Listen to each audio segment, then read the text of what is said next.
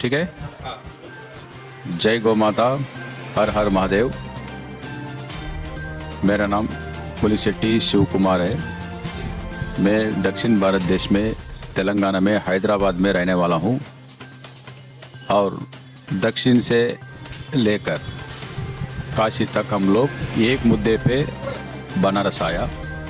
एक बात जनता का बीच में रखने के वास्ते हम बनारस आया, वो बात है गौ माता के बारे में। सेठी जी, क्या कहना चाहेंगे आप? वाराणसी लोकसभा में यहाँ पे बड़े बड़े दिग्गज नेता चुनाव लड़ रहे हैं, उसके बीच में आप इतना हिम्मत करके इतना दूर से आए चुनाव लड़ने के लिए और लगातार 3 महीने से आपका चुनाव प्रचार चल रहा है और तक आप मुद्दा उठाए जो कि कोई भी पार्टी नहीं उठा रही है। बनारस की जनता से आप क्या कहना चाहेंगे? बनारस की जनता सबका बात इस बार गौ माता का को वोट देना चाहिए। पूरे देश में गाय का तस्करी हो रहा है और दक्षिण से लेकर पूरा हर कोने में हर गांव में किधर तो भी डेली गाय कट रही है। सो गौ माता को बचाने का काम अभी सभी वोटर्स के हाथ में है। गाय की जान बनारस का वोटर्स का हाथ में है। अभी गौ हत्या का पाप से दूर होने के वास्ते धर्म का काम हम लोग कर रहे, तो धर्म का बात भी सबका सामने लगाने का हमारा जिम्मेदारी है।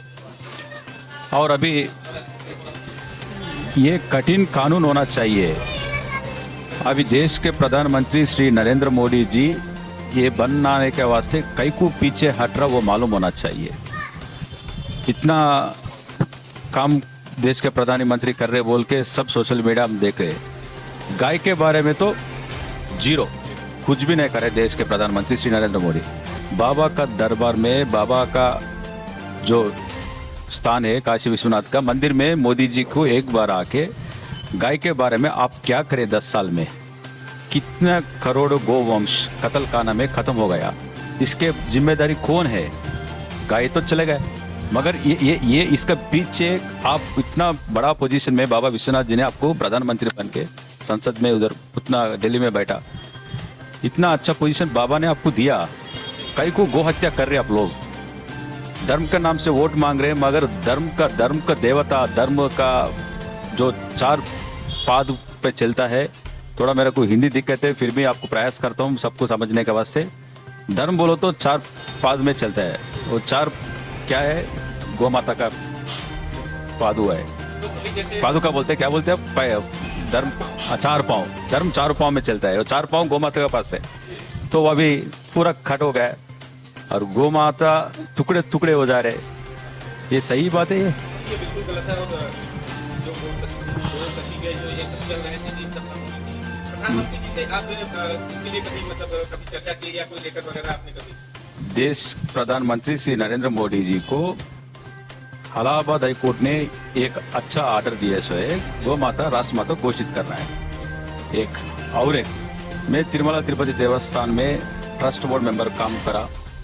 तिरुपति देवस्थान देश में पूरा वर्ल्ड में नंबर 1 देवस्थान बोलो तो तिरुमला तिरुपति देवस्थान बोलते हैं। वो तिरुमला तिरुपति देवस्थान में एक बोर्ड रिजोल्यूशन पास करें हम लोग, रिजोल्यूशन का नंबर 426 ऑफ 2021, गौ माता राष्ट्र माता घोषित करना है। और वो पत्र भी पूरे देश में रहने वाले साधु संत लोग का सिग्नेचर्स लेके नरेंद्र मोदी जी के पास 2021 में हम लोग अब तक उसके बारे में जीरो जवाब है। मोदी जी मन की बात क्या है सबको मालूम होना बोल के हम लोग बनारस आया। अभी बनारस आने के बाद इधर अलग तरीके से राजनीति कर रहे हैं लोग। हम लोग गाय के मुद्दे पे आया, कुछ राजनीति करने का जरूरत ही नहीं है हमारे को।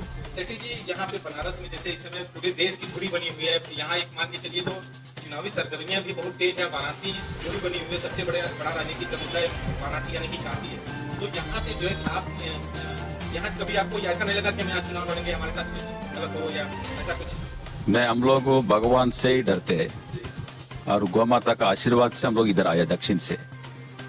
और चुनाव में लड़ने बोलो तो मेरे को पहले से मालूम है, सब लोग मेरे को बता रहे थे आप इतना दूर से आके प्रचार कर रहे, 2 महीने 3 महीने के पहले कर रहे, आपका नामांकन खारिज हो जाएंगे, आपका प्रयास मत करिए। ये मोदी जी का संसद क्षेत्र में कोई भी चुनाव में लड़ने का मौका नहीं देंगे। तो मैं बोला बाबा विश्वनाथ का ऊपर विश्वास तो रहे हमारा पास, भगवान को तो चाहते हम लोग। और हम गौ माता को इतना प्रेम से हम हमारा तन मन धन पूरा गोमाता को लगा रहे। दक्षिण में हम लोग हमारा युग तुलसी फाउंडेशन क्या काम कर रहे, सबको एक बार गूगल में सर्च करे तो मालूम होता, और खुद आके देख सकते नरेंद्र मोदी जी और अमित शाह जी हम लोग क्या काम कर रहे हैं हैदराबाद में। तो इसका इतना विश्वास रहने के बाद भगवान का चमत्कार तो किधर तो भी बताना पड़ेगा।